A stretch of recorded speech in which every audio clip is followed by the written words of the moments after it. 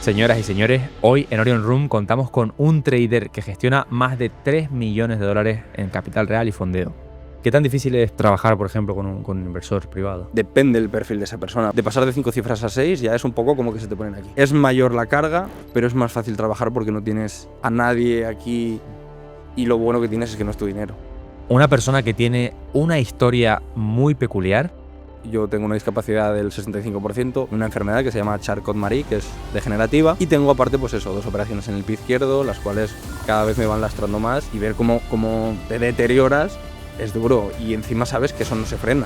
Porque este 2025 es, yo creo, de los más interesantes que han habido en décadas. El mayor ejemplo, Powell y Donald Trump tienen confrontación y eso genera ciertas cosas. Uno quiere tirar por un tipo de política, otro quiere tirar por otro. Yo hace varios meses lo dije, oye señores, ¿qué es lo bueno que entra ahora? Y una de las figuras principales en el panorama hispanohablante dentro del análisis macroeconómico. Cómo una persona puede aprovechar este panorama económico para beneficiarse. La parte principal es primero que entiendas lo que he dicho antes, entender el ciclo económico. Una vez entiendes cómo funciona una economía y las políticas fiscales, simplemente contemplando tipos de interés e inflación, todo lo demás gira alrededor. Saudi empezaba a cerrar ya los primeros tratos de petróleo con China en vez de con dólar, con Estados Unidos, petróleo ya en yuanes. ¿Cómo ves realmente esta batalla mundial de potencia? Es que esa es la otra parte, porque al final viene todo provocado por este tipo de cosas. Hoy en Orion Room tenemos el honor de poder contar con Daniel Curto.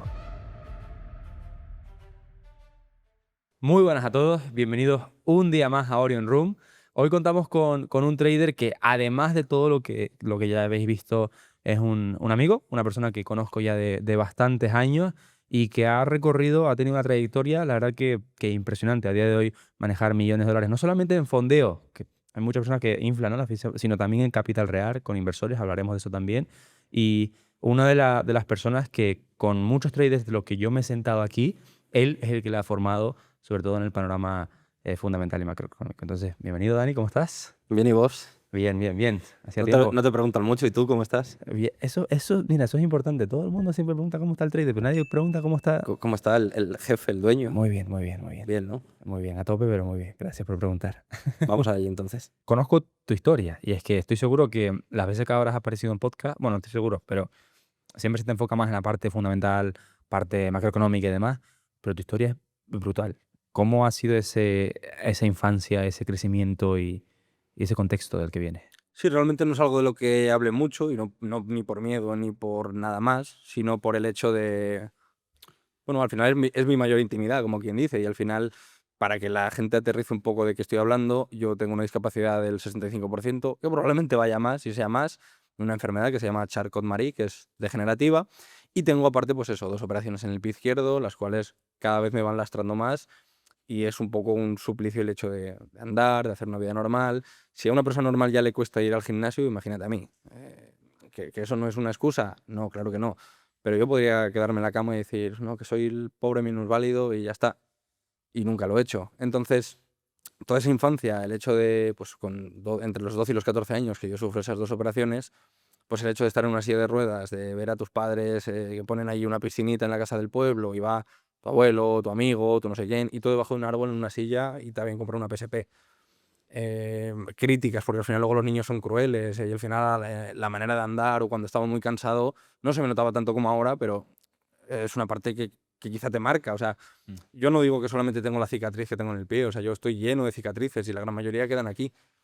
Y eso luego, claro, me pones delante del trading y digo, pues es que yo con lo que he tenido que vivir, ¿qué me va a decir a mí el trading? Entonces creo que esa es la parte quizá que más me aterrice como humano, porque al final, joder, al final somos todos personas, pero el hecho de tener esos problemas me hacen lidiar de otra manera con trading. Yo creo que un poco Y por de ahí. ver la vida en general, ¿no? También. Sobre todo, sí, sí, Porque ves a lo mejor problemas de otras personas que tú dices, esto no son problemas. sobre todo. El mero hecho de me quiero comprar algo y no puedo. Ya, tío, yo me levanto por la mañana y no sé si el siguiente paso que voy a dar me voy a caer al suelo. Y eso, claro, como es algo automático que tú te levantas de la cama y dices, joder, venga, vamos a vivir, ¿no? Vamos a tal. No, es que para mí el primer paso que doy todos los días es duro. Y saber que cada día que pasa, cada mes que pasa y cada año que pasa es peor, porque, joder, yo vengo desde los 6 años de competir prácticamente en natación. O sea, yo he nadado toda mi vida. Después hice boxeo varios años. Toda mi vida he estado en gimnasios, toda mi vida he sido muy deportista, o fútbol, no sé qué. y ver cómo menguas, creo que es la palabra, cómo te deterioras, es duro. Y encima sabes que eso no se frena, que puedes entrenar, puedes comer bien, pero es que eso no se frena, o sea, puedes ralentizarlo un poco. ¿Cuál es el futuro? No lo sé. Ojalá me equivoque, pero llevo un futuro un poco duro en eso. Soy consciente de ello y al final vivo con esa limitación que no es fácil, no es sencillo, pero es lo que dices tú, lo que me ha convertido un poco en lo que soy hoy, en no conformarme, que, bueno, hablaremos de varias cosas, pero en no conformarme con lo que me decían que era lo normal. Mm. Porque a mí probablemente me hubieran dicho, no, quédate sentadito mejor y no te hagas daño. Ujú. Bueno, pues yo después de operarme me puse a hacer parkour sin tener ni puta idea. Entonces, también cómo tomarte las cosas, yo creo que es No, y fundamental. el hecho de nosotros agradecer, pues, porque es una de esas cosas que no te das cuenta hasta que te pasa realmente y que no lo valoras, es como una tontería de ejemplo, ¿no? Pero que yo creo que todo el mundo nos ha pasado y es un simple dolor de garganta, que es jodido, que dices, joder, y todo este tiempo estaba tragando sin que me doliera y no te das cuenta hasta que pues, imagínate ya luego con una enfermedad degenerativa o lo que sea, ¿no? Que eso sí Sí, que, que la gente hay cosas las da por que... supuesto, pero en cuando te la quitan te das cuenta de todo lo que necesitas, o sea, de todo lo que suponía eso para ti. Hay cosas que, por ejemplo, parecen como muy comunes, pero tú, por ejemplo, que vives en Burj Khalifa, bueno, no sé si esto se puede decir. Sí, Vale. Bueno, tú que vives donde vives, sabes que hay zonas turísticas, tienes que subir a un piso no sé cuánto. Yo no he subido al Burj Khalifa todavía. Porque para mí el hecho de estar andando de pie, no sé qué, para mí eso es agotador. Entonces, simplemente, Dubai Mall, no lo conozco entero. Conozco un par de cachos. También te digo, yo tampoco. Es Usain Bolt, complicado, yo creo que aunque sea un complicado. Usain Bolt, es jodidísimo. Pero, por Joder, ejemplo, sí, tú sí. te vas a París, te vas a cualquier otro sitio y dices, bueno, me voy a dar un paseíto, voy a la Torre Eiffel, no Mm, puedo. Y eso, quieras que no, te lastra por completo mm. en tu vida, en tu To- ocio, en simplemente el hecho de tener que depender de un taxi en un aeropuerto. O sea, eso sí que es duro. Es más, todo lo de Dubái, muy guay, muy no sé qué. ¿Sabes cuál es la primera imagen que yo tengo en Dubái?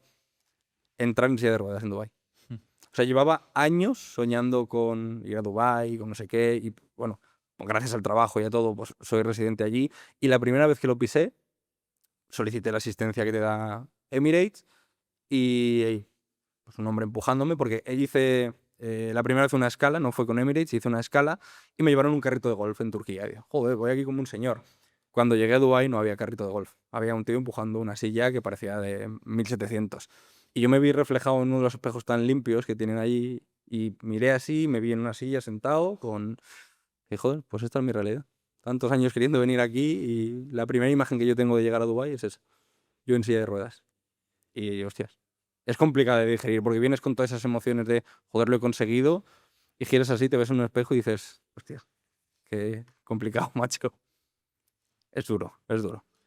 Bueno, y ya antes de pasar a la parte ya técnica de trading y demás, que esa historia es brutal.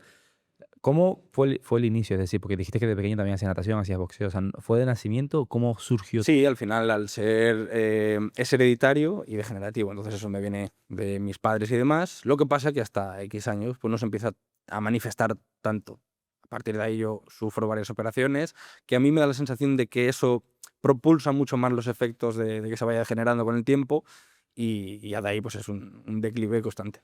Ujú. Pero viene de ahí, desde pequeño lo tengo. O sea, nací con eso ya, pero hasta los 12 que me opero, 14, cuando estamos en segundo de la ESO, no se manifiesta tanto. Y después de operarme, hasta después de 3 o 4 años, no fue el pico, digamos, de que me veo limitado. Mm. Que no puedo tal, que tengo que mirar a ver que no aguanto de pie, que... Entonces, bueno, viene de ahí. Bueno, que esto también sirve para la gente de que se pone excusas y que lo tiene todo absolutamente garantizado en un buen país, una buena casa, con una buena salud, sin ninguna limitación, y que aún así se pone excusas, pues mira. No hay muchas cosas, no hay excusa. No recuerdo honestamente si cuando te conocí ya estabas enfocado en la parte macro o estabas en el técnico. ¿Cómo fue ese proceso de, vale, me quiero enfocar y veo realmente que hay muchísimo potencial en el análisis fundamental, a lo mejor por encima del técnico? Bueno, complicado de comentar en resumidas cuentas, pero hubo un momento, en 2021, como decías tú, que me tocaste así el hombro por detrás y me dijiste, ¿puedes venir un momento? hubo ahí pues una conversación, varias cosas, y quizá ciertas personas a lo mejor se lo pudieran tomar como, pues eso, motivación, joder, me están apoyando, me están diciendo que vienen a hacer las cosas, y yo fui un poco crítico conmigo mismo y dije, vale, ¿por qué destaco? ¿Por qué pasa esto conmigo cuando hay más gente aquí?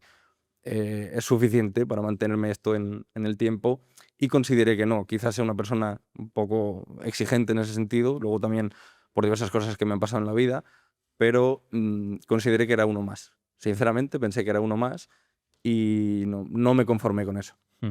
Empecé a ver, bueno, información de gente como Miquela Silvestri, que es una persona que tú conoces, ex trabajadora de Citibank, que es trabajadora de, bueno, sitios realmente top, y me ha ayudado a construir realmente un poco todo lo que tengo a nivel macro y a nivel diferenciador, que es lo común que se suele decir. No, no operes cuando hay noticias. Es que no es operar cuando hay noticias. Es que ese concepto está muy, muy, muy mal llevado. Pero, ¿qué representa el numerito que tenéis a la derecha en vuestro querido euro dólar? La salud de una economía. Es simplemente la salud de una economía. Si empiezas a tirar del hilo, cuando realmente sacas la verdadera información. Y luego es un poco meme. Yo con toda esta gente que hablo, con Gerard, que tengo un muy buen trato, con gente así, yo los llamo grafiteros, porque al final se tiran Mm. dibujos, el Lord del blog, el no sé quién, y la realidad de eso es que eso es un 2 3 es un A, B o C. Y creo que todos en la vida nos conformamos con eso. ¿A qué hora entro a trabajar? ¿Cuánto tengo que cobrar? Y yo lo veía en el trading y dije, si es que es lo mismo. ¿Cómo lo extrapolas? Londres. Dices, hostias, tengo que estar a las 9 para trabajar, o tengo que estar a las 8. Nueva York, no, es que tengo que estar hasta las 2. Y te dicen cuánto tienes que ganar y te dicen el A, B o C común. La vela contraria antes del impulso, tiras la línea, pones tu límite, stop loss por debajo del mínimo, ROTI 1-2, tira. ¿Por qué me tengo que conformar con eso? Y al final es un poco todo el desarrollo detrás de qué tiene más sentido, estar esperando que rompa una línea que tú en tu casa, con perdón, en gallumbos, con tu cafecito, dibujas, o realmente que un Producto Interior Bruto se fortalezca y eso hace que la divisa suba, o que unos tipos de interés, o que un... Y creo que tiene un poco más de sentido. Y luego, oye, llevo 2 años compartiéndolo en Telegram y vaya qué casualidad que tiene algo que ver, ¿no? Entonces, de ahí un poco viene toda esa historia de por qué diferenciarme en ese sentido. Mm. ¿Y cuándo fue ese punto de inflexión? Porque entiendo que, corrígeme si me equivoco, pero habrás empezado por lo típico, por todo esto que hablas de... Mira, eso cuando hablas tú mucho del exceso de información que tú tuviste, Mm. yo también me veo bastante reflejado y al final pones encima de la mesa todo lo que sabes y dices, pero si esta gente que gana dinero no sabe ni un 1% lo que sé yo, Ujú. y que si, ¿cómo era? Steve Nielsen y las velas japonesas, Mm. yo qué sé, todo. Yo empecé con patrones de velas, Fibonacci, alguna que otra cosa así. Y al final sí, ganas un poquillo de dinero, pero yo creo que hay una cosa que no se contempla, y no lo contempla nadie a día de hoy, que es un poco el riesgo de ruina. Que estoy, por ejemplo, también que trato mucho y hablo mucho con Albert Suriol, es una de las cosas que él comenta también, por el tipo de gestión de capital que él hace. Y al final todas estas estrategias vienen un poco con ese riesgo de ruina que no se contempla. Y realmente ¿Qué es el riesgo de ruina? cuando tú pones encima de la mesa una serie de números, en este caso estadísticas, vamos a poner el corto plazo. No, yo de cada 10 operaciones acierto tantas y en base a eso obtengo un beneficio, que luego entraremos en ratios. Pero en resumidas cuentas es cuántas operaciones seguidas vas a tener mal y en base a eso tu cuenta pues, puede morir. Si lo extrapolamos a empresas de fondeo, que es donde el 99% está metido a día de hoy, el promedio es al 1% de riesgo, alguna operativa. ¿Cuántas estás dispuesto a, no dispuesto, cuántas tienes que perder seguidas para quemarla? 10. Tu estrategia muy probablemente, si de cada 10 fallas 4, fallas 5, fallas 6, sale un rango. Pero es que ese es el problema, es que no son 10, es que son 100, es que son 1000. Es que cuanto más sube ese número, más baja ese porcentaje. Y al final yo me he molestado mucho en sacar esas estadísticas y yo no solamente la parte macro, la parte técnica es muy potente también. Yo me muevo entre 60, 80, 85% de acierto, que no es poco. Y eso que es lo que me permite que yo en los registros que tengo de en torno a 1000 operaciones, las pérdidas consecutivas, la máxima con mi peor porcentaje de acierto suelen ser 8. ¿Qué implica eso? Que yo en 1000 operaciones, con una cuenta de la que sea, no llego nunca al 10% de pérdida. 1, 1, 1, así hasta 8 y ya la mayor racha que tengo son de 25, 26 bien seguidas. Mm. Yo no hago muchos trades, pero joder, que están ahí, que estamos hablando de registros de 1000 operaciones que extrapolan a 20 años. Y creo que es la manera de verlo, ¿no? No, es que esta semana he hecho 3 mal y ya, qué bueno soy o qué malo soy. Mm. Creo que esto al final hay que enfocarlo como verdaderamente lo que es, Mm. negocio a largo plazo. Mm. Entonces de ahí viene un poco, bueno, a la pregunta que me hacías tú del factor diferenciador y un poco el riesgo de ruina. son muchos los extras aquí que añadir, que hay que contemplar, y el tipo de estrategias, pues cuando yo empiezo a parar con envolventes me doy cuenta que gano, pierdo, pierdo, pierdo, pierdo, pierdo, pierdo, o lo que es lo mismo, el historial de cualquier trader, que lo saque cualquiera. Rojo, rojo, rojo, rojo, un azul muy grande. Mm. Y eso al final luego radica en problemas de psicología o el tan famoso psicotrading, que yo no estoy tan de acuerdo con eso, sino estoy más de acuerdo en hacer bien las cosas. Yo no veo a Fernando Alonso, a ti que te gustan los coches, le pegas un cruzador en una curva y a que no te da miedo, porque sabes un poco los límites tuyos, los del coche. Pues a mí no me da miedo lanzar operaciones porque hay una estadística que me avala. Y la mayor diferencia que hay es que considero que la gran mayoría juega un juego de estadística y hay unos muy pocos que hacemos trading. Que esa es la mayor diferencia. Jugar a la estadística es relativamente fácil. Son números, al final es un 1, 2, 3. Pero que hagan trading, creo que es el factor diferenciador de todo esto. ¿Y qué defines como esa diferencia de jugar la estadística y hacer trading? Es sencillo, cuando tú tienes encima de la mesa, y esto le invito a cualquiera que lo haga, dibujar una línea o un rectángulo. Lo que marcáis como zona, que lo dibujen en el gráfico en blanco. Que le den clic por clic o simplemente que esperen a que el precio llegue. Va a reaccionar. Me ha puesto lo que quiera con quien quiera. Que vayan a escribirme donde sea, que de verdad me ha puesto lo que quieran. ¿Por qué es eso? Porque hay una cuestión estadística, que todo lo que dibujes en el gráfico, tarde o temprano, va a reaccionar. De verdad, David, siempre. Esto lo hago en las formaciones, en las mentorías, y la gente se queda como, ¿qué? ¿Qué es esto? Yo, no, es que no me estoy basando en nada. No, pero ¿en qué te vas? No, en nada. Porque me lo estoy inventando. Y esto es en lo que vosotros os basáis, buscando de temporalidad en temporalidad, de la vela contraria. Yo me lo acabo de inventar y tengo la misma reacción. Entonces ahí es cuando cambia realmente la película. Por una cuestión estadística va a reaccionar. Por una cuestión estadística te va a ir bien. Porque al final ese porcentaje está ahí. Oye, haces 10, dibujes lo que dibujes, 4, 5, 3, pues lo van a tocar y va a tener una reacción. Uno lo llama envolvente, otro lo llama FVG, otro lo llama tal. Es decir, no es una cuestión del nombre, es una cuestión de que juegas a eso, a tirar una línea y que el precio haga algo ahí. Y a partir de ahí luego, pues evidentemente entra en juego una gestión de riesgo que a quien le va bien, pues es gente como Gerard, como Lozano, y todos ellos les va muy bien. Pero es a favor de la estadística. No es basado en un contexto real de entender hacia dónde va la economía, de entender la salud, de entender... Y eso es muy amplio. Nos quedamos con la parte fácil que mencionábamos antes del 1, 2, 3 o del A, B o C. Entonces ahí viene. Y hablando de ese ámbito, ese campo, como tú bien dices, es muy, muy amplio. Entonces, no puedes caer en ese mismo problema, en el hecho de entender el movimiento a nivel de macroeconómico. Es prácticamente que infinito a la hora de estudiar esos movimientos. Sin embargo, a lo mejor con una estrategia que es pura estadística, que no sabes ni por qué lo haces. Tú marcas una línea, marcas una zona, rompe, pero a lo mejor ves ese patrón durante 1000 millones de veces. Para una persona no puede ser contraproducente el dedicarle tanto tiempo a la parte, digamos, teórica o económica. Todo lo contrario. Al final, si tú pones un ciclo económico encima de la mesa, se llame USD, se llame euro, se llame Mongolia o se llame vuestro pueblo si tiene un banco central y una divisa, es que siempre funciona de la misma manera. O sea, esto es de una manera muy sencilla. El Banco Central hace X, es decir, recorta las tasas de interés. La economía se expande, o lo que se llama política fiscal expansiva, y por ende la inflación sube. Si la inflación sube, ¿cómo controlamos esa inflación? Con los tipos de interés. La economía se contrae y vuelve a empezar. Podemos poner encima de la mesa 3 acontecimientos que hemos vivido todos que reflejan un poco todo esto, que es el cambio de la peseta al euro a nivel nacional, fue un poco esa parte, con diferentes divergencias, la tan famosa crisis de 2008, que viene un poco también por ahí y luego pues con sus diferentes cosas, y el otro y el último, otra palabra para que no te jodan el podcast, voy a decir, pero 2020, y todos en casita. ¿Qué haces cuando paralizas la economía?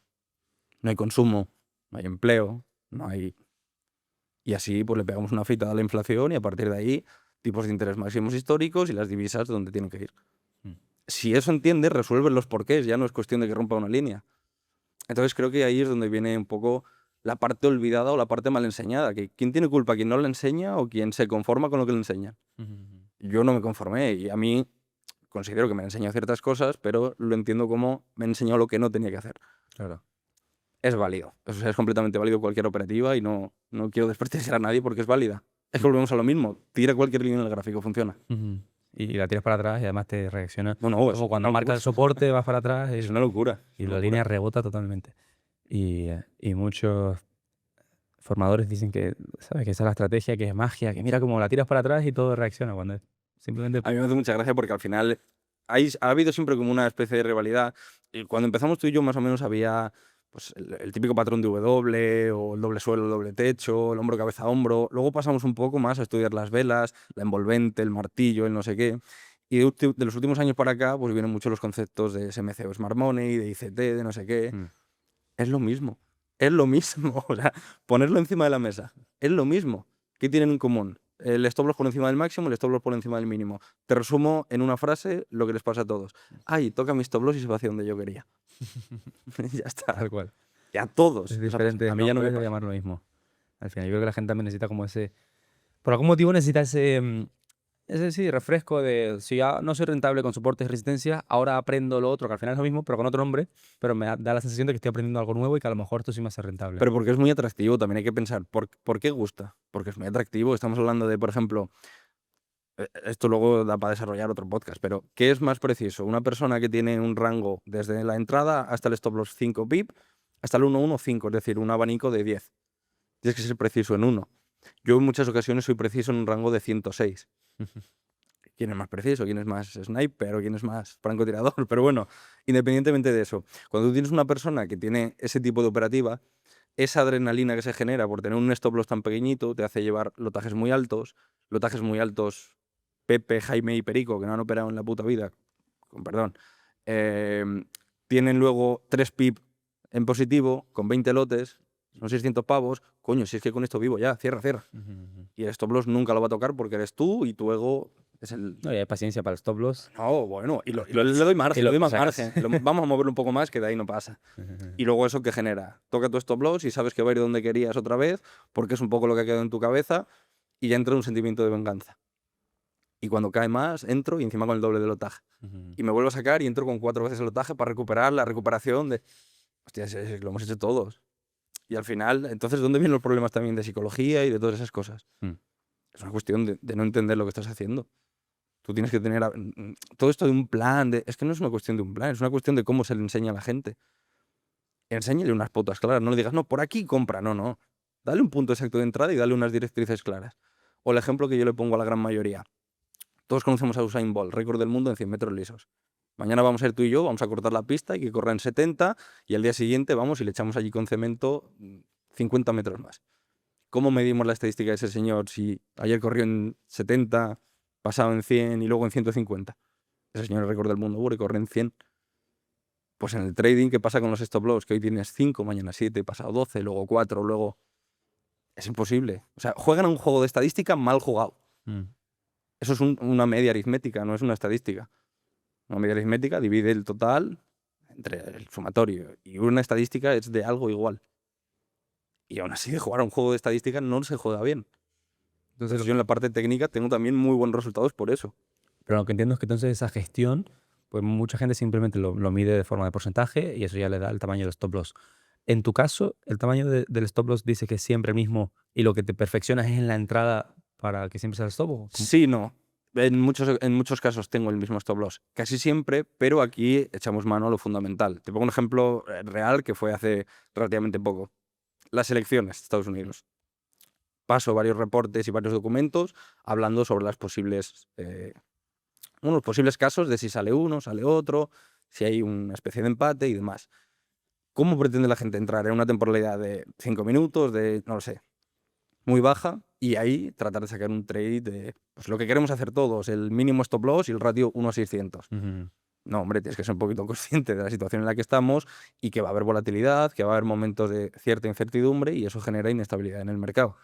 Yo tuve un stop loss de 100 pip, que a lo mejor a la gente le puede parecer una locura, pero mi trade fue de 700. ¿Es habitual? No. Es un momento aislado. Es decir, ¿dónde quiero llegar con esto? Que toda la parte macro es lo que me dicta cuándo tengo que poner 10 pips de stop e ir a por 20, y hay otros momentos en los que me dice, oye, tienes que poner 100 y tienes que ir a por 1000. Eso va de la mano con los ciclos económicos, va de la mano con todo eso. Y hay momentos en los que hay, pues eso, cierta incertidumbre, cierto miedo, y a lo mejor la situación de USD no es la más clara, y lo que me permite a mí lo fundamental es elegir el ejemplo que todo el mundo va a entender. ¿Qué opera todo el mundo? Yo cuando hago una formación y me vienen, les digo, ¿qué operas y por qué euro dólar? Y dicen, Oye, ¿cómo lo sabes? Hostia, pues porque no soy muy fino eligiendo. ¿Qué ocurre para que euro-dólar suba? Dos factores: que el euro se fortalezca y que el dólar se debilite, o darle la vuelta para que el euro-dólar como par baje, que el euro se debilite y el dólar se fortalezca. ¿Qué pasa cuando esas dos economías, que están en lucha constante, fortalece una y fortalece otra? Tu mínimo o tu máximo en stop loss, y metes la contraria y stop loss, y otra stop loss. ¿Sabes qué hago yo? El dólar australiano se fortalece, el yen se debilita, out JPI sube. Ahí voy. Mm. Entonces esa es la parte que me permite lo fundamental, y luego los stop, dependiendo del tipo de, bueno, de situación actual en la que estemos, pues regulo si es un trade más intradía, si es un trade un poquito más swing, pero por norma general el 80-90% yo lo hago en H4 y con un stop loss fijo. ¿Qué tan importantes son las correlaciones?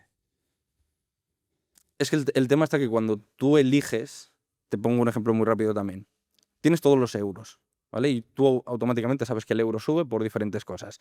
La última, se espera una previsión de 2,4 en la inflación, el dato de IPC, el anterior es 2,4, y yo lo comunico a través de Telegram a la gente y digo, esto no es así. ¿Por qué no es así? Joder, venimos de una subida de tipos de interés, perdón, de una bajada de tipos de interés. ¿Qué representa? Pues que eso, bla, bla, bla, bla, bla, bla, lo que genera, la inflación sube cuando recortas tipos. Y vaya, casualidad, subió. No, no es cuestión ni de suerte ni de nada, es cuestión de entender. A partir de ahí es cuando realmente decides tomar esas decisiones, vamos a decir, sobre qué tienes que hacer. Si tienes que tener un stop un poco más grande, un poco más corto, si tienes que tener pues un promedio de, no sé, una operativa más intradía, más así. Y bueno, antes de cámaras me comentabas que, volviendo ahora hacia atrás, empezaste con, bueno, hace 9 años, creo que fue Plus 500 la primera plataforma que Con utilizaste. petróleo. Eso es graciosa la historia, porque trabajaba en una gasolinera y cuando entrabas a las 6:30 o 7 de la mañana tenías que cambiar los precios. Y yo pensé que era el primero que se iba a enterar en ¿Tienes si que el cambiarlo petróleo. manualmente? Ah, yo Claro, o pensé que tú lo estaba... metías en una especie de maquinita. Ah, vale. Tienes que pensar que en las diferentes gasolineras pues hay diferentes precios. Claro. Tú pautas un poco el que tú más o Tú le menos... pones el spread, tú le pones la... Exactamente. Y claro, yo pensé que era el primero en enterarse si el petróleo subía o bajaba. Y dije, joder, ¿a qué me voy a beneficiar? Vamos, el primero que se entera le meto aquí con una cuenta real, me acuerdo, 400 euros que me dice. Y un poco esto lo comentas tú en muchos podcasts. Ese primer input positivo que te da el mercado, hostia, que tengo 700 pavos, que he hecho 300 en beneficio. Bueno, pues luego no solamente quedó a cero, sino que me quedó un saldo negativo de menos 300 que me lo quitaron de mi banco cuando yo cobraba 580 euros. Mm. Y dije, no, no, fuera, me largo de esto. Y estuve como casi un año, desde finales de 2016 hasta 2018, que no volví a tocar absolutamente nada de eso. Luego ya vino, pues, Forex ¿Y y ya... cómo fue esa transición? Porque eso fue, entiendo, lo primero que te metió en el mundo del Sí, trading, mercado. sí, exactamente. O sea, lo vi por una camiseta de un equipo de fútbol, me metí a investigar y me picó un poco, por lo que te dije.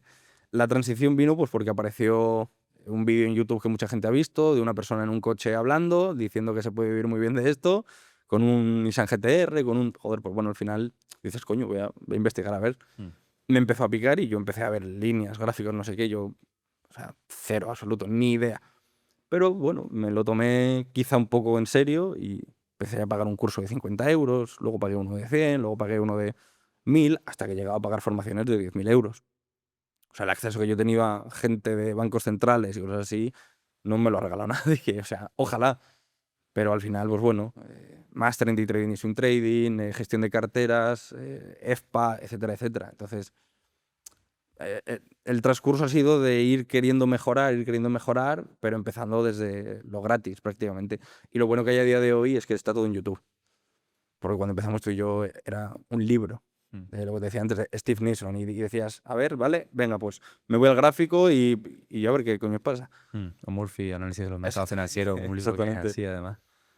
Y de ahí viene un poco todo. Que al final ese transcurso viene pues de ir soltando lo poco que tenía para ir aprendiendo, no llevarme nada, y un poco lo que decías antes de siempre querer mejorar, aunque no tenga resultados, y siempre ese un poco más, un poco más, un poco más, aunque no me lleve nada. Mm. Y lo que decía, me llevó a, pues, a entender lo que no tenía que hacer. ¿Y cuánto tiempo te costó el ser rentable, el luego ya llegar a vivir del trading? ¿Cómo fue de duro también ese camino, esa historia que hay detrás?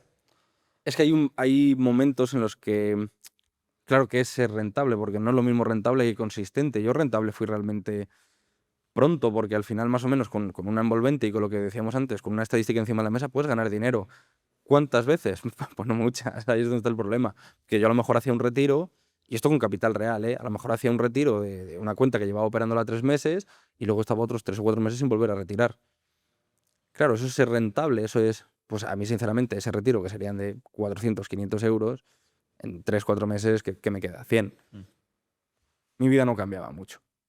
Entonces, cuando aparecieron las cuentas de fondeo, ahí sí que mi vida realmente cambió. La primera cuenta que yo compré fue en octubre, noviembre de 2020 y me fondeé 4 meses después, en febrero de 2021. Es más, tengo la captura de la primera vez que pasé una. Y a partir de ahí, claro, yo entendí un poco el modelo de negocio, entendí un poco que, joder, si estoy depositando, en este caso, 100 euros y con hacer un 1% tengo 100, ya no es cuestión del porcentaje que yo me llevo sobre el capital total, es que recupero mi inversión.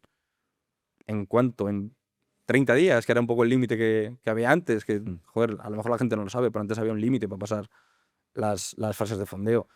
Y si vosotros como empresas de fondeo os habéis dado cuenta que la gente las pierde igual, los incentiváis de una manera u otra. Oye, mira, que no tienen límite de tiempo, pues las vais a seguir perdiendo igual. Y eso a mí, pues quieres que no, bueno, me incitó un poco a mejorar y un poco a hacer las cosas para ganarme la vida. Porque yo, evidentemente, no tenía ningún tipo de capital grande, ni. O sea, no, yo lo máximo que llegué a depositar en un broker fueron 400 euros y llegué a tener unos 3.000, 3.500 y de hacerme algún retirillo de 800. Claro, esto a nivel de porcentajes es una locura, es una barbaridad. Pero bueno, es un poco no sé si llamarlo la inconsciencia que tenía en ese momento. Sí, no, y lo que se te esfuerza en ese momento, porque es que no había otra forma. O sea, no, lo que se te vendía en ese momento era que tienes que multiplicar el capital, porque es que ¿qué haces con 500 euros o con 1.000 euros? Si no haces un 200, 300% cada mes, cada 2 meses, cada 3 meses, No, estar vendido, no puedes vivir de esto. no realmente. puedes vivir ni verlo. O sea, y la parte de, porque ahí empezaste con fondeos, luego también gestionas capital real también, gestionas algo de patrimonio. Sí. ¿Cómo fue este? Eso ya ha venido con el tiempo, eso viene de hace un par de años para acá, incluso te diría que algo menos, año y medio aproximadamente. Yo todo 2024 sí que ya he gestionado capital real, o sea, ya hablamos de 7 cifras, y a partir de ahí viene por el track record. No, un track record no es simplemente demostrar que yo soy capaz de hacer, sino gracias a entender toda la parte que yo pues, le muestro a la gente, si tú a mí me vas a prestar un dinero, yo te digo, mira, cuando rompa aquí y toque aquí, voy a hacer una entrada, voy a arriesgar tanto y voy a llevar. Y dices, bueno, vale, pues me lo tendré que creer. Pero sin embargo, en un papel le pones a esa persona la economía, tal, tal, tal, tal, tal, tal, tal, y justificas por qué vas a comprar y encima luego lo respaldas con un win rate muy positivo, con una serie de estadísticas también muy positivas. Como que, aunque no te vaya bien, como que ya estás justificando un poco lo que haces. Y quizá eso creo que ha sido el mayor factor diferenciador para que la gente haya confiado en mí. Evidentemente hay números detrás. Luego ya a partir de ahí, pues eso, la manera de hacer las cosas es lo que me ha llevado a eso. ¿Y qué tan difícil es realmente? Porque gestionas más de 1 millón en capital real, más luego un par de millones en fondeo. ¿Qué tan difícil es trabajar, por ejemplo, con un inversor privado? Pues te diría que, claro, es que depende el perfil de esa persona, porque, a ver, quien te da 1 millón de euros no creo que le vaya muy mal o que le haga mucha falta. Entonces, ya partes de la base de que esa persona no quiere hacerse millonario a costa tuya. Y gracias a eso, él simplemente quiere obtener un rendimiento de su dinero, como el que se compra una casa, como el que. Y a ti te utiliza como herramienta. Joder, a mí me resuelve la vida y él le da un extra. Entonces, yo 2024 lo he cerrado con un casi 26%, no he llegado, y la gente dirá, joder, pues vaya mierda. Bueno, hazlo tú. Que es 1 millón. Que no es lo mismo que la cuenta demo que operas en. Que al final tienes que pasar un proceso de adaptación, tienes que. Ya simplemente las cuentas de fondeo, de pasar de 5 cifras a 6, ya es un poco como que se te ponen aquí. Y son de mentira las cuentas, que al final pagas, tienes, pagas, tienes, pagas, tienes. Aquí, por mucho que tú pagues, ese dinero ya no vuelve. Entonces, aparte, hay una serie de responsabilidades que, bueno, firmadas por contrato, o sea, está bien hecho. Entonces, es mayor la carga, pero es más fácil trabajar porque no tienes a nadie aquí y lo bueno que tienes es que no es tu dinero. Ya ni los 500 de la cuenta de fondeo ni tu propio capital. Entonces, quieras que no, como casi norma número 1 de cualquier inversor, que es no utilices dinero que sea tuyo. Exactamente. Y ahí, pues, bueno, operas de una manera tranquila. Te diría que hasta más tranquilo que los fondeos. Porque sabes que no tienes prisa. ¿Cuáles son esas diferencias? Me refiero a nivel de drawdowns permitidos, a nivel de riesgo asumido en general, o de VaR, o de también los profit split, luego ya, una vez saquen beneficio, cómo se reparten esas ganancias. A nivel de ganancias yo me quedo el 20%, pero evidentemente por contrato he firmado una rentabilidad anual, en este caso un 12%. Puede parecer mucho, puede parecer poco. Bueno, vuelvo a decir lo mismo. ¿Quién es capaz de demostrar un 1% al mes Mm. durante un año entero? Mm. Que no es tanto. O sea, esto lo dice mucho Alberto Chan, que yo, joder, pues me fijo en referentes de quien me demuestre un 1% al mes ya ha ganado más que el 99%. Y es que es la realidad. ¿Qué ocurre con este tipo de trading que hablábamos antes? Que van a picos. Picos ascendentes, pero hoy estoy aquí, mañana aquí. Mañana un poquito más arriba, pero vuelvo a bajar. Sin embargo, una curva con mi tipo de operativa es así. Es no plana, pero es casi plana ascendente. Sí, más lineal hasta Exactamente. exponencial, poco a poco. Entonces, a nivel de repartición es eso, yo me quedo un 20%, aparte de, bueno, los beneficios que se firman ante contrato, y luego a nivel de drawdown, a nivel de pérdidas, todo eso es un poco a criterio tuyo, pero claro, si yo presento una estadística en la que tengo un registro de más de 2.200 días, que son los últimos 5 años, en los que yo no he bajado no hace falta que me lo invente, te lo puedo enseñar, pero del 4% de drawdown, dices, hostia, Mm. pues a lo mejor sí que me interesa meterlo aquí porque no tengo mucha pérdida. ¿Cómo se resume todo eso? Pues que yo al final no hago 600 operaciones. Yo a lo mejor en un único par puedo hacer entre 30 y 50 al año. Mm. En un único par de divisas, hablando de Forex. Mm. Entonces, si haces un cómputo total, a lo mejor que estás haciendo 100 operaciones al año, 120, porque yo al final no es, venga, esta semana libra dólar, esta semana libra dólar, esta semana libra dólar. No, yo voy alternando en base a eso, en base a lo macro, me voy moviendo a una, a otra, cuando conviene y cuando no. Entonces eso es un cómputo total bajito y no tengo mucho drawdown por eso mismo. Mm. Pero ni en cuentas de fondeo ni en capital real. O sea, Mm. yo no he querido perfeccionar el acertar mucho, he querido perfeccionar el fallar menos. Y claro, o sea, va correlacionado una con la otra. Pero no me he vuelto loco en, no, tengo que hacer la mejor entrada, no. Me he vuelto un poco más obseso en decir, no tengo que fallar y cómo lo evito. No operes, ya está. Es sencillo. Y luego ya vas filtrando y vas añadiendo extras. Yo creo que eso es importante porque todo el mundo se enfoca y tiene solamente la perspectiva de, vale, ¿cuánto voy a ganar en esta cuenta, en esta operación, en este tipo de operativa? Pero muchas veces ah, subestima el cuánto arriesgo o el cómo puedo mejorar mi tasa de fallo, que como tú dices está correlacionado y eso va a implicar que también suba la de acierto. Pero siempre pensamos en la parte positiva y la parte negativa es como... Y luego al final, si esto lo trasladamos, y esto a lo mejor puedo tener varias críticas porque vendrá quien sea. Y yo conozco mucha gente que de verdad los admiro y los respeto, que tienen un ratio 1 a 10 y se ganan muy bien la vida. Pero el problema está, o no el problema, pero eso lo entienden ellos. Claro, después de Ellos mismos. años en el mercado, Exactamente. Como decía antes, a Perico, a Ramiro y a Jaime, a Manolo que que se lo van entrando. expliques, cuando fallen tres, se van a volver locos. No vas a saber si es la estrategia, si es lo que dicen el fundamental, las noticias. No. Si es el que te ha enseñado que te ha estafado, si es. Es que no va de esa no va por ahí. A esa persona no le puedes dar un porcentaje de cierto bajo, no le puedes dar las cosas que a ti sí que te funcionan. Y ojo, lo admiro, pero considero que cuanto más grande sea el ratio por el que vas, más mediocre es tu trading. Porque no estás filtrando, porque no estás haciendo bien las cosas, tío, porque céntrate en hacerlas bien. No necesitas un ratio gigante. O sea, yo le he demostrado a la gente que con un ratio negativo, es decir, teniendo un stop loss mayor que tus ganancias, puedes ganar dinero. Siempre y cuando aciertes, evidentemente. Pero, ¿qué es acertar? Acertar todo lo que haces, ¿no? Es no fallar. Que es muy diferente. Haz menos cosas, pero las que hagas, hazlas bien. Y a partir de ahí es cuando cambian las tornas, que es donde yo me enfoco un poco más para que la gente aterrice. Para mí lo perfecto sería un ratio 1-2, para siempre estar un poquito por encima de tus ganancias, y arriesgar un 1,5. Estamos hablando que con un ratio 1-2 tienes un 3%. No vuelvo a tocar la cuenta en todo el mes. Me la dejo para retiro y ya está. Si lo extrapolas a una de 200.000, joder, ¿qué retiro es ese si ya ganas más que la gran mayoría de personas? Mm. Y eso, evidentemente, si lo extrapolas a capital real, no hace falta asumir tanto riesgo, porque ahí sí que es verdad que el porcentaje ya no va tan de la mano, sino sí que interesa más el dinero, a mi parecer, y ahí sí que es verdad que te puedes permitir el lujo de bajar el riesgo, de incrementar quizá un pelín esos ratios, pero realmente es la misma dinámica. O sea, yo jamás cambiaría ese RR por bajar mi win rate. Mm. Nunca. O sea, y el que diga lo contrario, es que cuanto más se aleje su RR, más mediocre es su trading. No es una cuestión mía, es que su estadística lo dice. O sea, que saquen, yo te lo he enseñado antes de empezar varios win rate, que saquen un win rate parecido. Mm. Que, hostias, es complicado, ¿eh? Ujú. La parte fundamental que acabas de comentar, de que la gente, bueno, dice análisis fundamental o noticia. Yo creo que también hay muchos mitos alrededor, o a veces subestima realmente el impacto que puede tener noticias económicas o datos, o en general cómo se mueven los mercados. ¿Qué es realmente el análisis fundamental? ¿Cómo, qué es lo que hay más allá de ver en investing.com una noticia que tenga carpeta roja o que tenga tres toros Eso es lo que más gracia me hace, porque al y que final luego impacte en el gráfico y sube y baje? Vale, pero realmente, ¿qué es el análisis fundamental? hay alguna persona que me ha criticado simplemente por basarme en investing. Es que no me baso en investing. Es que el que sube una captura de investing y habla de fundamental, con perdón, no tiene mucha idea. Que eso sea una referencia a nivel de calendario económico, te lo puedo comprar, pero realmente es un poco lo que comentábamos antes de, primero entiende cómo funciona una economía, entiende los tipos de noticias. Una vez que entiende los tipos de noticias, entonces pone encima de la mesa todo.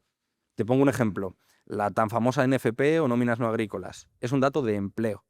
Pero no es el único dato de empleo, hay ingresos medios por hora, hay confianza del consumidor, tienes ADP o empleo privado, tienes la encuesta YOLS, vale, suma, compara.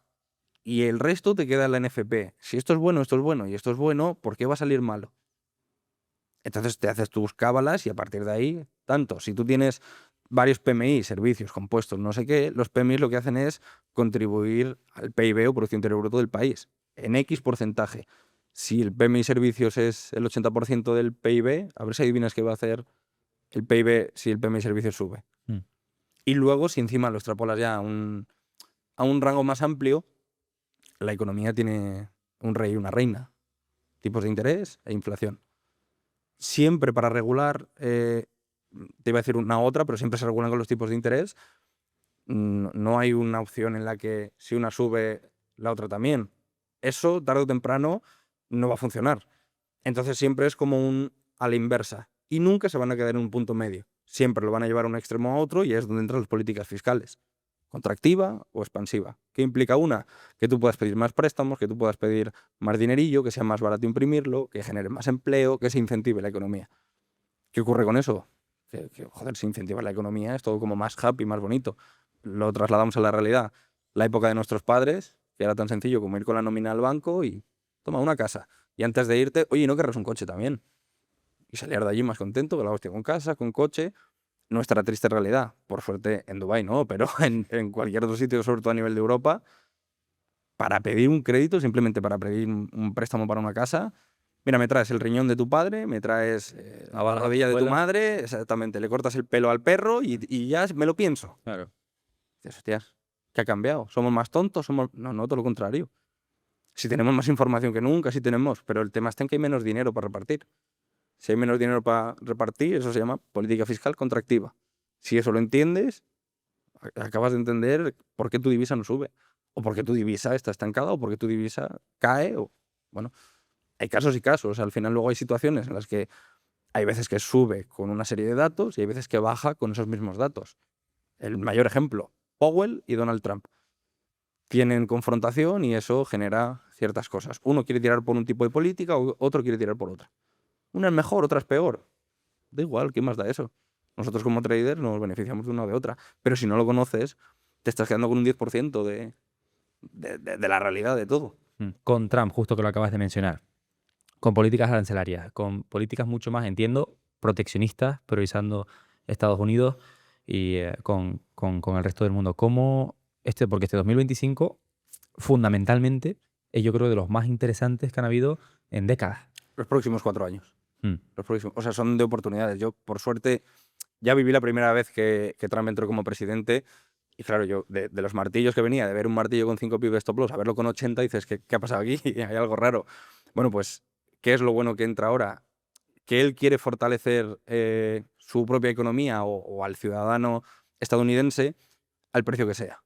¿Cuál es el precio que sea, entre comillas? Le importa muy poco la inflación, por no decir nada. Sin embargo, Jerome Powell, como presidente de la Reserva Federal, le importa mucho. ¿Quién tiene más poder? Joder, pues yo diseñé un documento en el que explico todo eso y en ese documento, por resumirlo mucho, si pones en una tabla qué quiere cada uno, es Powell bajar la inflación al 2%. Trump le da igual. Tipos de interés, Powell o mantenerlos o subirlos. ¿Para qué? Para que la política fiscal se contraiga. Trump bajar los tipos de interés para que la economía se expanda. Y era lo que comentábamos antes. Si Trump hace eso, más empleo, más crédito, préstamo, menos impuestos. ¿Qué va a pasar con el dólar?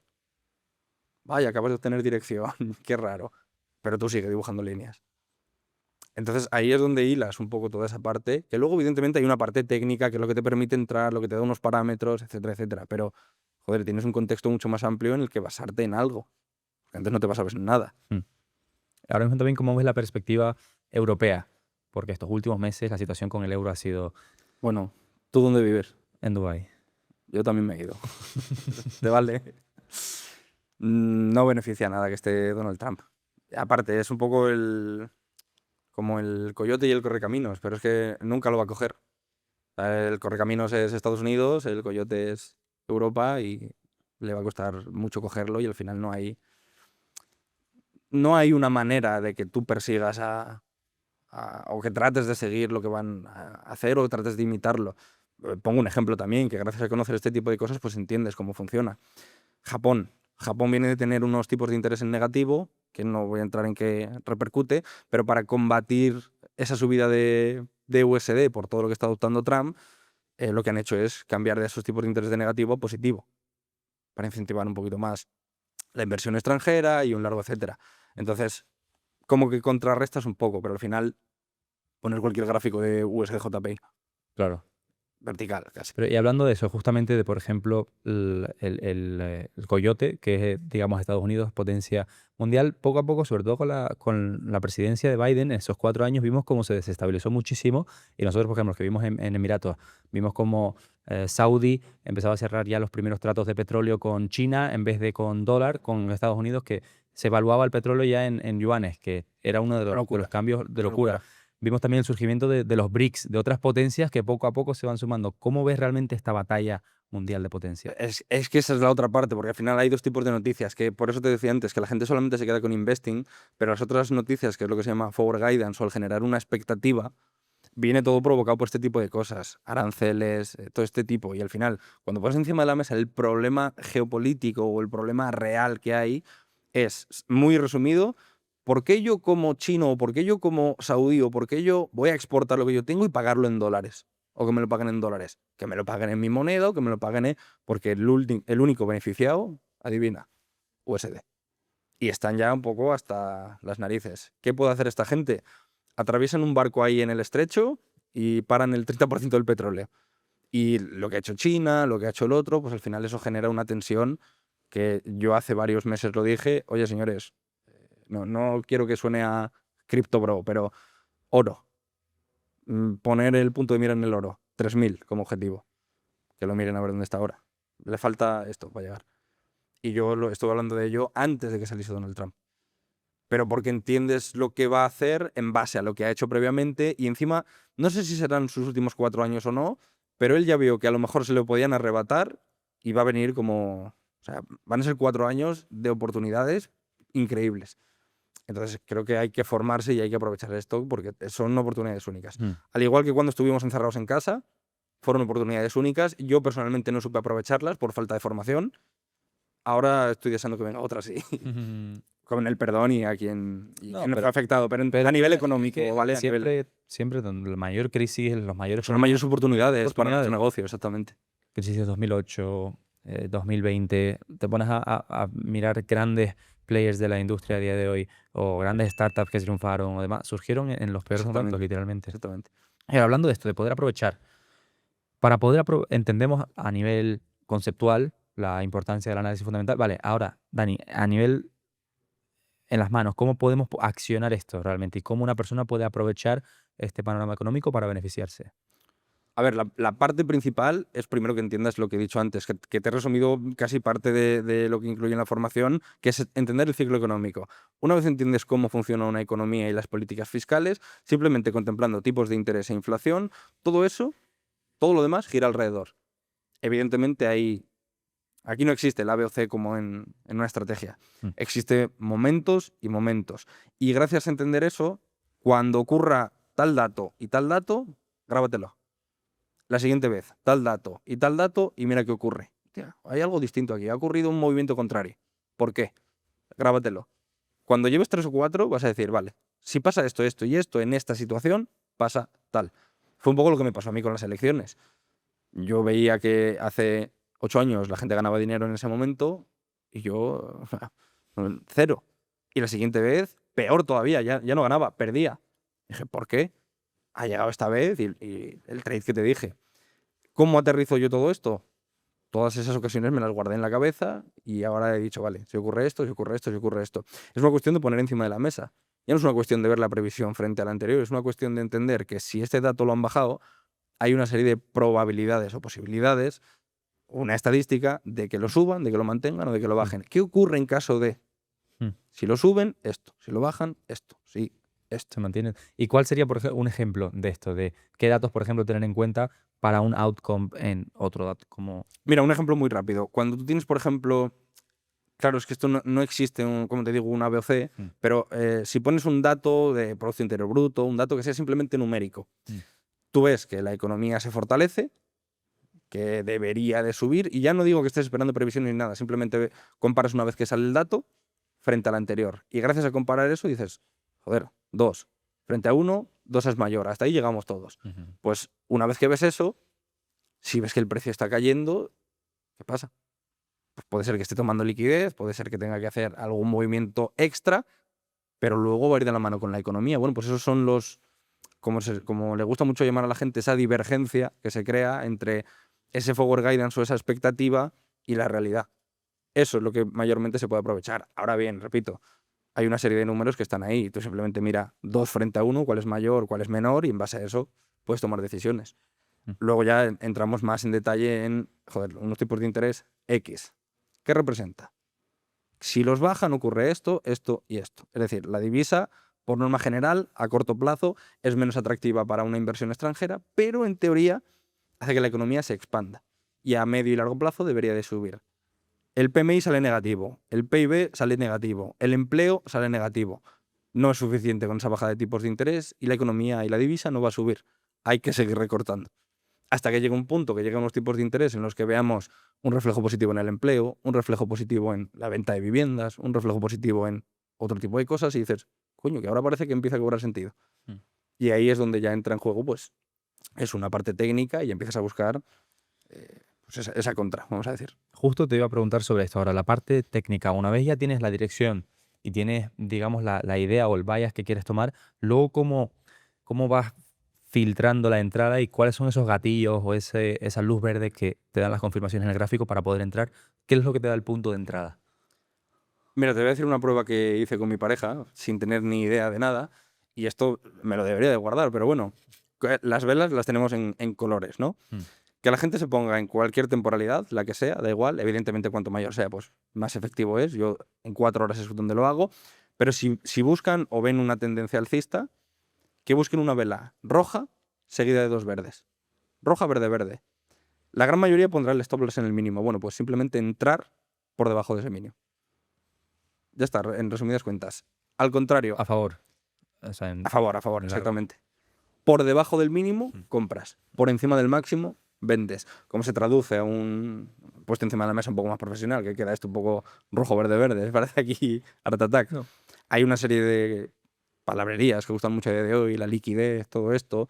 Cuando tú ves una huella de volumen o un footprint, tú tienes ahí una serie de órdenes dentro de cada vela y al final hay una serie de confirmaciones, de órdenes de compradores y vendedores.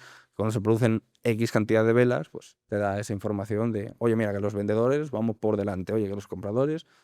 Y simplemente donde la gran mayoría ponen los stop loss es donde está la mayor parte de la liquidez. No existe un ordenador general en el que hay, mira, David ha puesto el stop loss aquí, vamos a joder. No existe. Saben cómo operamos todos. Simplemente van a barrer, cargan la pistola de agua, que es el ejemplo que pongo yo siempre, la típica de verano. Cuanto más le des, más fuerte dispara. Pues simplemente cargan esa pistola y disparan más fuerte. ¿Con qué? Con tu dinero, con el del otro, con el del otro. Y ahí es donde se genera ese movimiento fuerte. Entonces, ¿cómo podemos resumirlo? Donde la gran mayoría pone los stop loss es donde yo entro. Compro por debajo de un mínimo, vendo por encima de un máximo. Ya está. Y a nivel de gestión, en tema de temporalidad, porque lo que has mencionado durante todo el podcast es que sueles tirar hacia una perspectiva más swing, gráficos un poquito más de temporalidades mayores. ¿Esto siempre ha sido así? ¿Es lo que recomiendas? No, yo vengo de la ludopatía de M1 o M3, de que me suden las manos, de tener que cambiarme de camiseta, de todo ese tipo de cosas. Y al final no me generaba nada bueno. Y creo que el que está enganchado a eso, hay que diferenciar el que le va bien y hay que diferenciar un poco lo que te genera. Ya. A mí no me iba del todo bien, no a nivel de resultados, sino a nivel de, bueno, me siento bien haciendo esto. No tanto. Entonces creo que madurando es la palabra, pues con los años, con mi trading también. Y llevándolo a cierta temporalidad que, ojo, cuando yo digo que opero un H4 no quiere decir que estés 7 días para hacer una operación. Hay en horas, muchas veces. Al final, cuando te decantas por pares como GBP, NZD o cosas así que no las opera nadie, joder, si es que eso a lo mejor te mueve 150 pip en un día y estamos hablando que con un RR de, yo qué sé, 1-2 con 50 pip de stop loss, joder, si es que lo tienes ahí ya. Mm. Entonces, esa transición sí que ha sido con cierta madurez, buscando paz, en resumidas cuentas, buscando tranquilidad. Buscando mantener el pelo también, ¿no? Exactamente, exactamente. Que bueno, hay facilidad cuando ganar dinero de ponerlo, pero joder, no sienta bien perderlo. Entonces, pues gracias a esa madurez que vas obteniendo con el tiempo y esa paz que te aporta o que te arroja, creo que tienes más perspectiva a la hora de tomar decisiones. Y no estás tan Mm. centrado en ciertas cosas que creo que no tienen tanta importancia. ¿Y para la entrada específico sueles bajar o todo lo marcas No, en temporales mayores? es que ahí es donde viene el tema, porque ¿para qué se baja de temporalidad? Mm. Para obtener dirección y al final tratar de buscar esa confluencia de diario en H4, de H4 a M15, de M15 a M5 y así. Pero realmente lo que buscas no es hacer una entrada más precisa, lo que realmente buscas es eh, que vayan correlacionadas en, pues ha roto aquí, ha roto aquí, ha roto aquí. Todas me dicen que compro. Si es que yo solo hago con lo fundamental, es que a mí no me hace falta tener que bajar la temporalidad para eso. Y realmente a la hora de hacer una entrada en H4, continuar una línea, yo te sé decir, ahí, que es lo que te decía, compro por debajo de un mínimo, evidentemente hay una parte precisa de marcarlo. Necesitaría un gráfico aquí para decirte, mira, así, pero es muy en resumidas cuentas eso. Muy basado en liquidez, pero todo basado en fundamental. ¿Crees que todo trader debe saber fundamental? Sí, 100%, 100%. Pero es que no es solo por trader. Creo que todos tenemos un objetivo con esto, que es comprarte tu casita, tu coche, tu no sé qué. Saber que si tú tienes tu dinero en euros cada vez vale menos y que habrá ciertos momentos en los que si lo pasas a USD, por lo menos tu dinero no empieza a bajar. Es que ya no es una cuestión solo de trading, eso es lo que quiero hacerle entender a la gente. Y yo es una de las cosas con las que me quita muchas veces el sueño el tratar de transmitir esto de la mejor manera posible. Y al final, joder, agradecerte a ti porque en formatos como este es la mejor manera para tratar de transmitirle eso a la gente. Porque al final en Instagram y en todo ese tipo de cosas te puede creer quien quieras, pero cuando realmente lo demuestras dices, o sea que a lo mejor el cabrón tiene razón. Mm. Entonces, bueno, creo que sí, todo el mundo tendría que pasar por ahí. Y a nivel de, hablemos ya, abarquemos un poquito más, no tanto solamente trading, a nivel fundamental.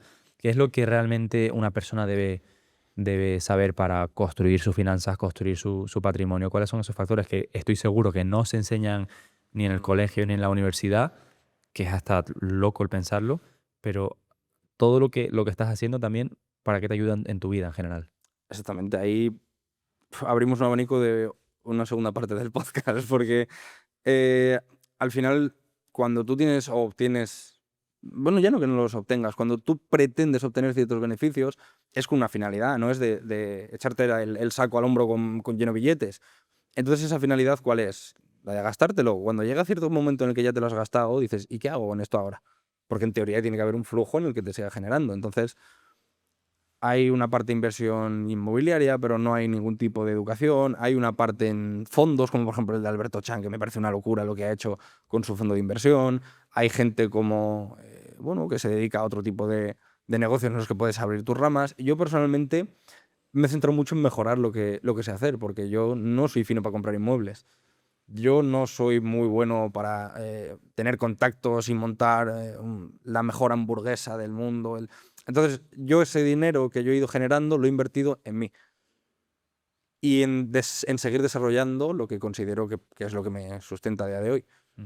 Y creo que ese es el mayor secreto de lo que yo tengo, que no ha sido el hecho de desviarme, que probablemente esté muy bien, pero creo que no es el momento todavía. Mm. O sea, con 28 años que tengo, considero que puedo esperarme 3, 4, 5 años más y ya empezar a diversificar, pero ahora todo lo que entra vuelve Ujú. digamos, a mí para ir alimentando esto y para seguir yendo pues, por ese Construyendo, camino. sí, sí, Sí, tu formación, tu conocimiento, tu...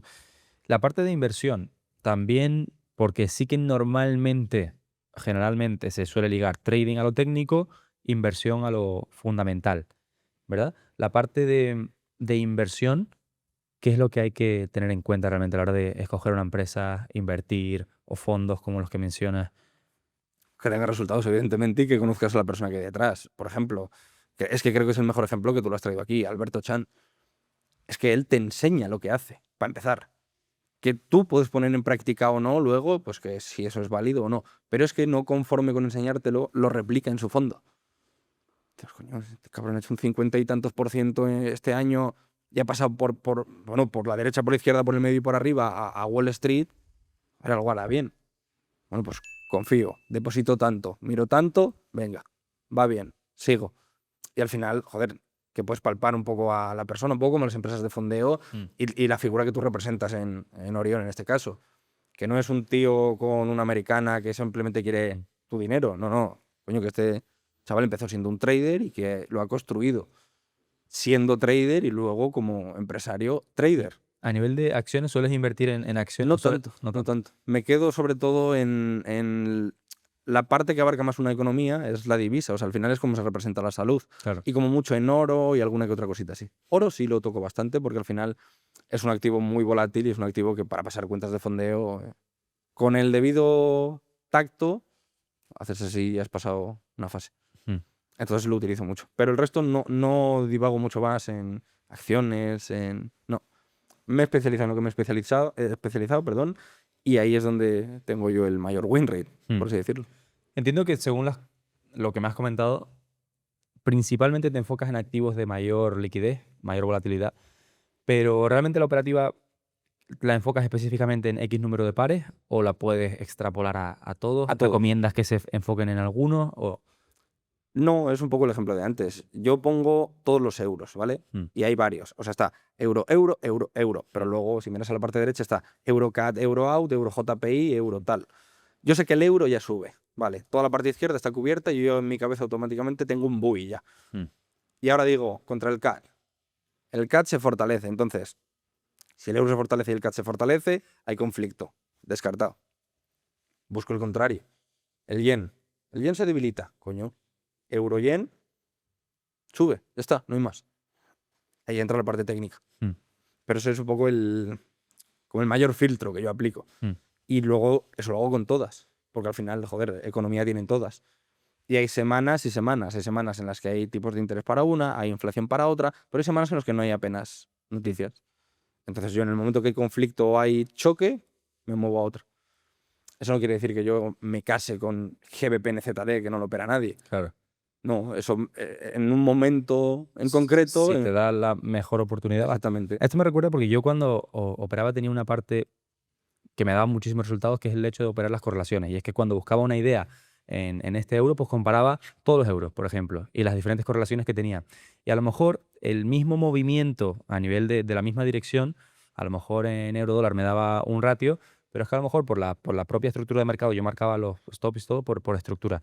Ese mismo movimiento en otro par correlacionado me daba un ratio mayor. Entonces lo que hacía Pues que era sepas que eso es por las noticias y por lo macro. sí, pues yo lo que hacía era diversificar a lo mejor ese 1%, ese 0,5 en diferentes balas, en diferentes pares, con la misma correlación, porque a lo mejor uno me daba, si me hubiera centrado solamente en uno, el ratio era 1:3, pero es que a lo mejor la otra me daba un ratio 1:5 y el otro 1:4, y a lo mejor promediando con el mismo riesgo, había conseguido mejorar en vez de 1:3 un Pues 1,4,5. ese ejemplo, David, que pones es perfecto para aterrizar lo que te decía de el euro se fortalece y el dólar se fortalece. Euro-dólar te va a dar menos. Mm. Si el euro se fortalece y el yen se debilita, euro-yen sube mucho. Claro.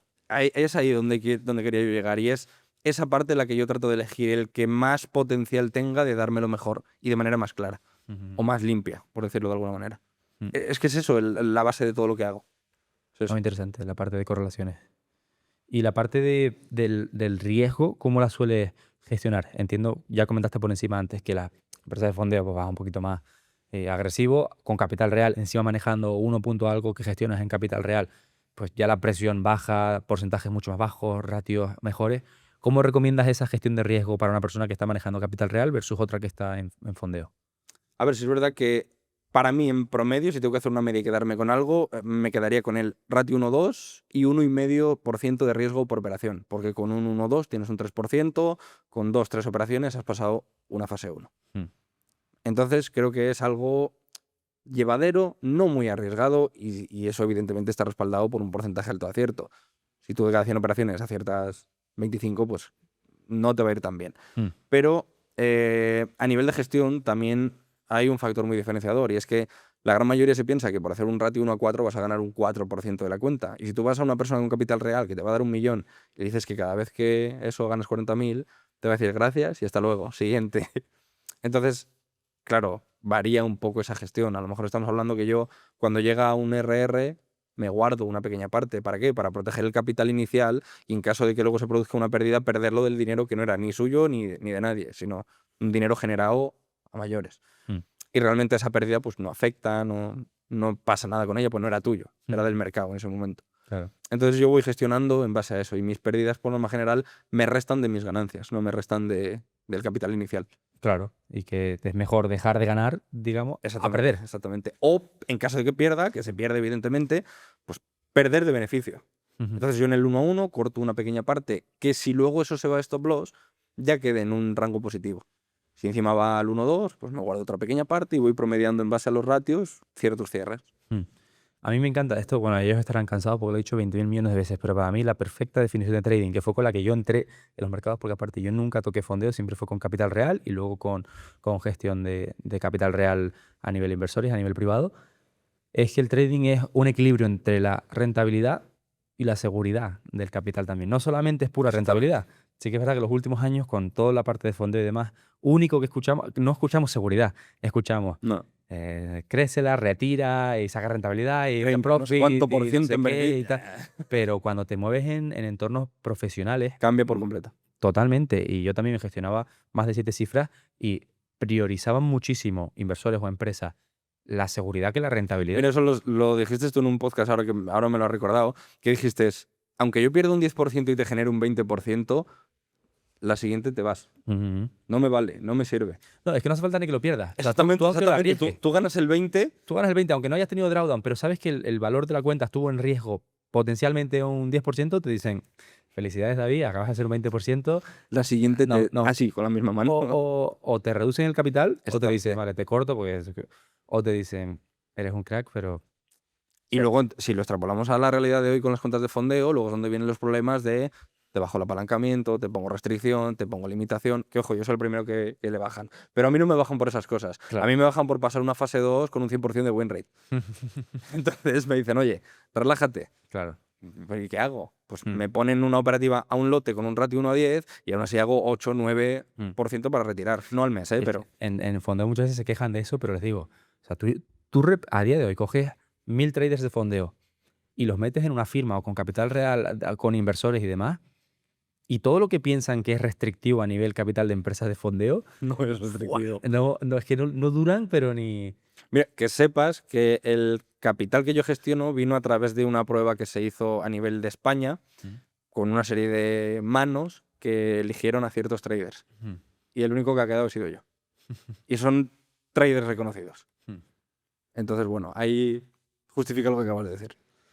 Pero bueno, al final te digo, no todo el mundo tiene que, ahora con la oportunidad de empresas de fondeo, también entiendo que hay traders que no tienen esos objetivos que nosotros teníamos, No hace de falta ser buen construir trader. una gran rentabilidad, auditoría, luego pasar a fondos, luego tal. No, ve una oportunidad estadística de sacar dinero, de sacar rentabilidad, dure lo que dure, ¿no?